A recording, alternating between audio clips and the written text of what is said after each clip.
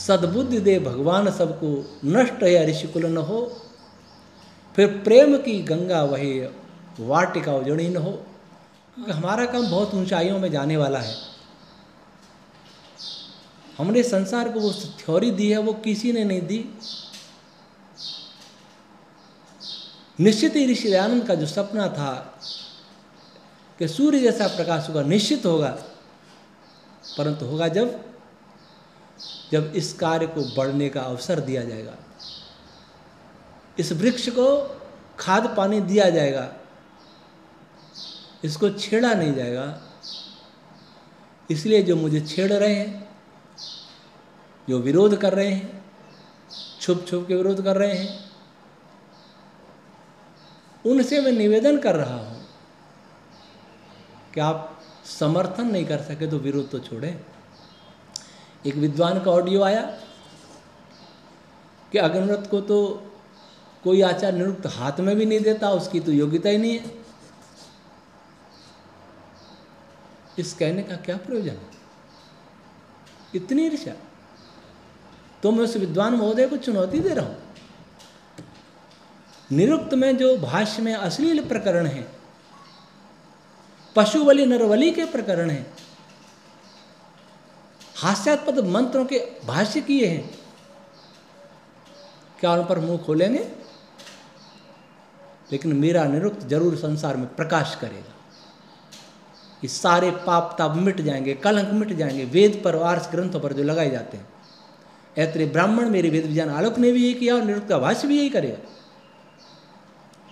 और मेरे पुत्र विशाल की पुस्तक परिचय वैदिक भौतिक ने बहुत काम किया। वैज्ञानिकों में लोकप्रिय है, देश नहीं विदेश में भी लोकप्रिय है। मुझे डॉक्टर संदीप कुमार सिंह जी ने बताया है, जो स्वयं एक वैज्ञानिक है, जो मेरा वीडियो सुन करके स्वीडन छोड़ करके आ गए। मेरे वीडियो सुन करके डॉक्टर विकास सक्सेना, जो भारत के बहुत बड़े साइंटिस्ट हैं रक्षा विभाग के, वो मेरे साथ जुड़े। सत्येंद्र कटारिया जी जर्मनी से मेरे साथ जुड़े। जर्मनी से डॉक्टर दीपेश सिंह जी जुड़े। साधु बनने के लिए नहीं जुड़े, ध्यान सीखने के लिए नहीं जुड़े, अशांत नहीं है वो दुनिया से, इसलिए जुड़े हों शांति पाने के लिए। वो अपने विज्ञान को बढ़ाने के लिए जुड़ रहे हैं। उनको आशा दिख रही है कि मैं बहुत, इस वैदिक रश्मि थ्योरी से हम बहुत कुछ कर सकते हैं, दुनिया को आगे ले जा सकते हैं, देश को आगे ले जा सकते हैं, वेद को प्रतिष्ठित कर सकते हैं। एक बार डॉक्टर भूप सिंह जी को किसी ने कहा था कि आप अग्निव्रत जी का समर्थन इसलिए करते हो क्योंकि आपको संस्कृत नहीं आती। तो संस्कृत आती है, उन्हीं से मैं निवेदन कर रहा हूं कि आपने संस्कृत जान करके, पढ़ करके, शास्त्रों को पढ़ करके क्या किया है? कोई उपलब्धि तो बताइए।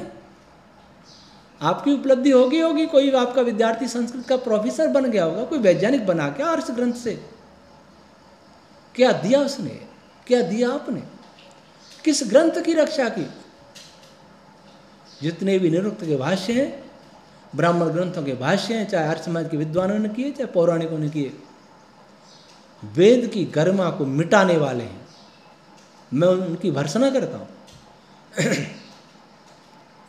जिन्होंने संसार को मांसाहारी बनाया, करोड़ों जानवरों का वध करना सिखाया।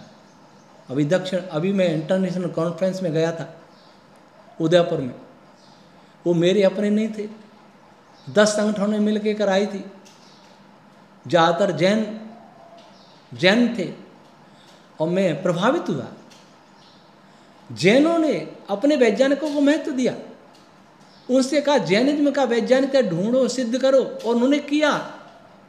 विदेशों तक ले गए जैनिज्म की वैज्ञानिकता। और हमारे देश वाले, हमारे आर्य समाजी कहने वाले अपने घर में भाषण देते रहे, वेदों में ये है, वेदों में ये है।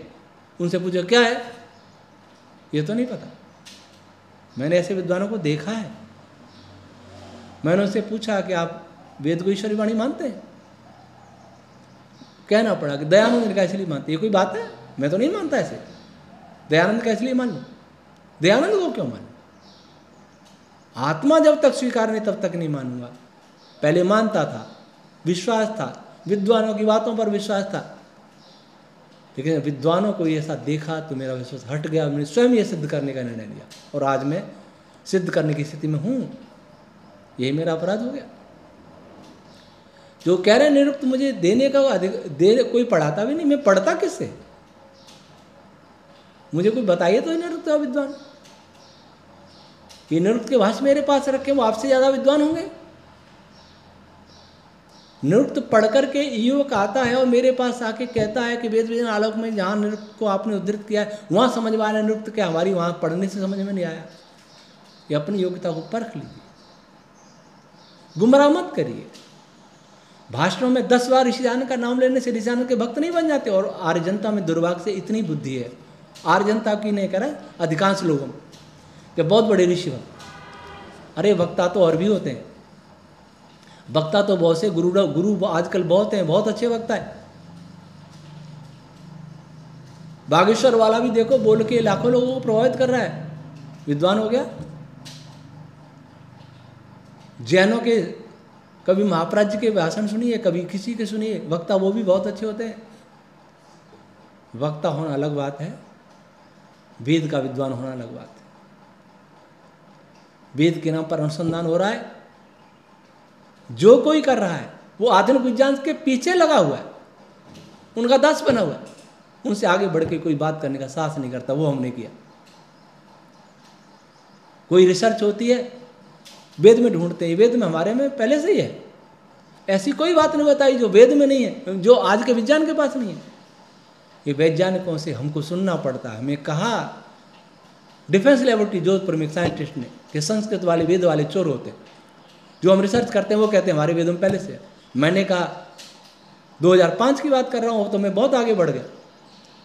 सृष्टि का मूल उपादान कारण पुस्तक दी, मैंने कहा जो आप मानते वो गलत सिद्ध किया, इसमें जो आप नहीं जानते उसको स्थापित किया है। तो उन्होंने कहा पहले ही व्यक्ति मिला।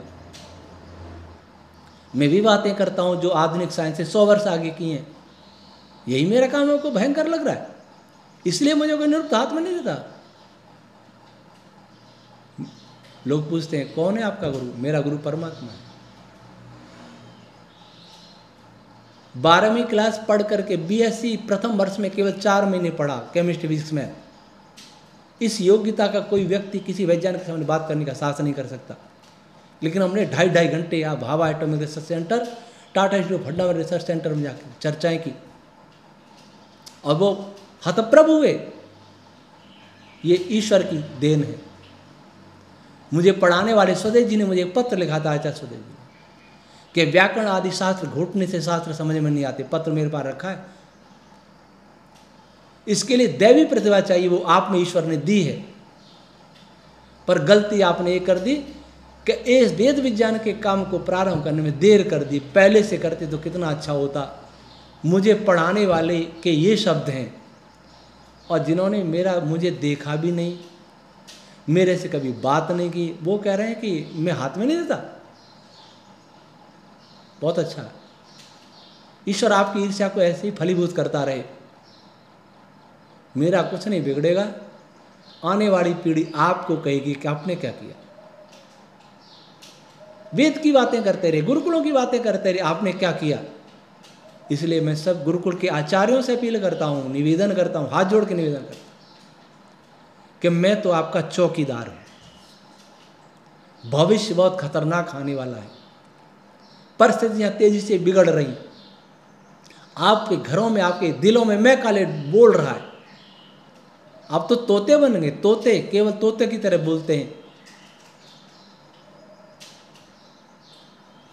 उससे प्रभावित है आपकी पीढ़ी प्रभावित है।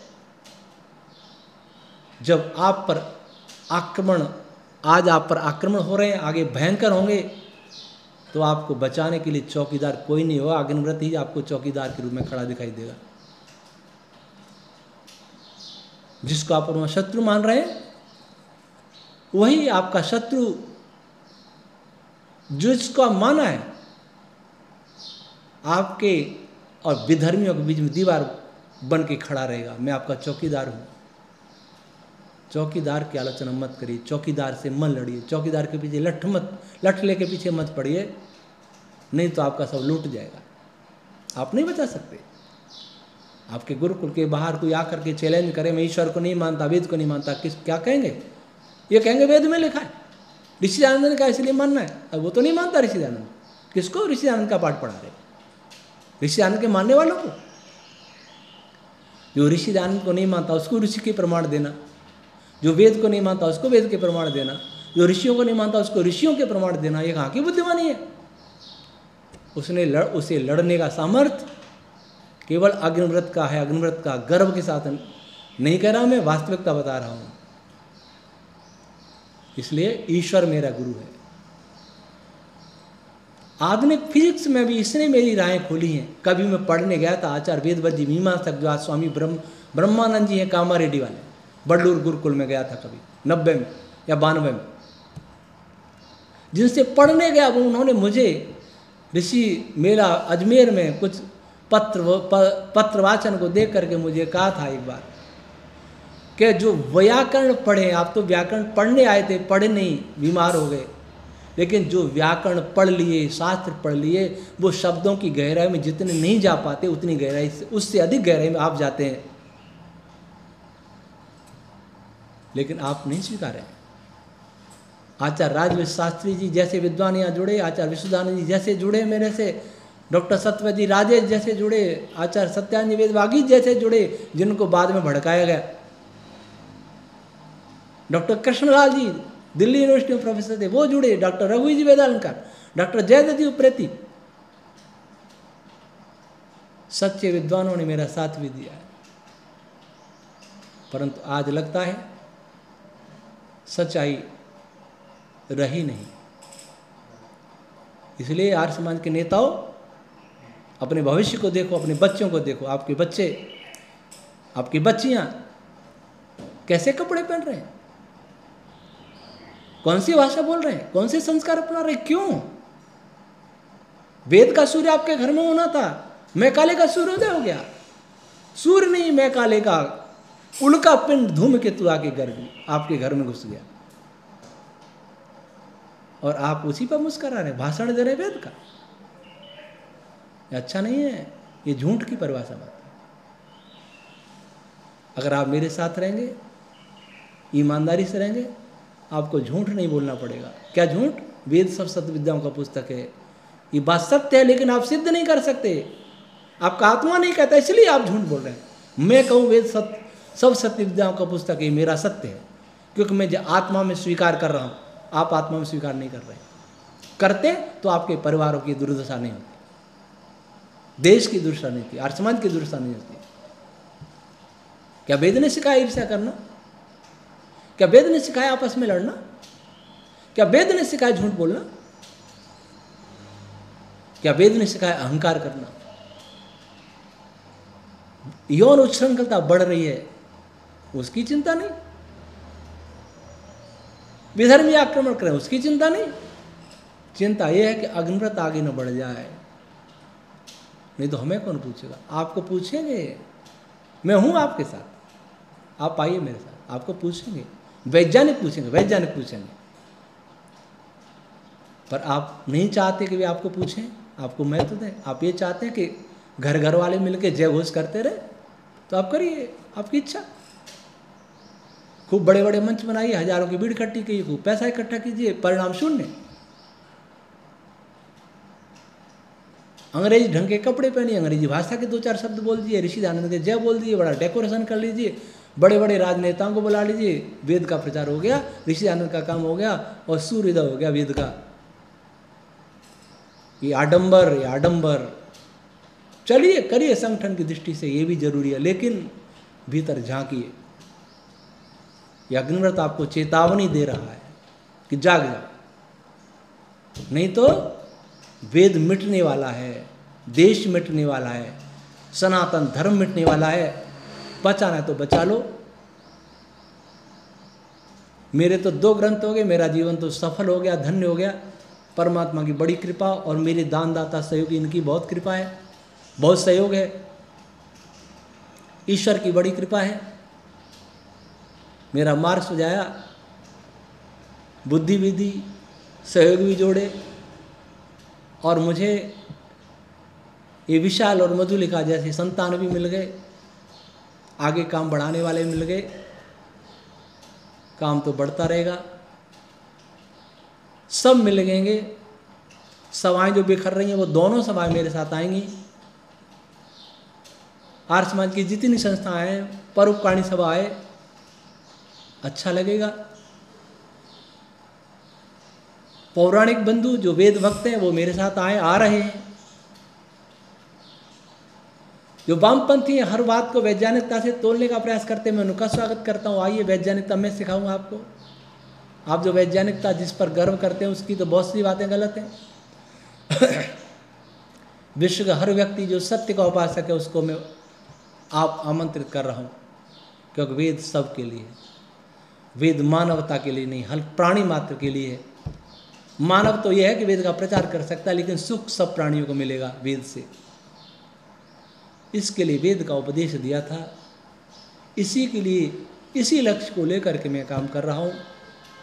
आओ संगच्छध्वम संवदध्वम संभो मनासि जानताम, इस मंत्र का घोष करें, कृणवंतो विश्वमार्यम का उद्घोष करें और जीवन को सत्यमय बनाएं, अर्थ और काम की आसक्ति से बचाएं। तभी धर्म का ज्ञान होगा, तभी विज्ञान का ज्ञान होगा, तभी वेद का ज्ञान होगा। सद्बुद्धि दे भगवान सबको, नष्ट या ऋषिकुल न हो, फिर प्रेम की गंगा वही वाटिका उजड़ी न हो। आप सबका बहुत बहुत धन्यवाद, आभार। ओम शम।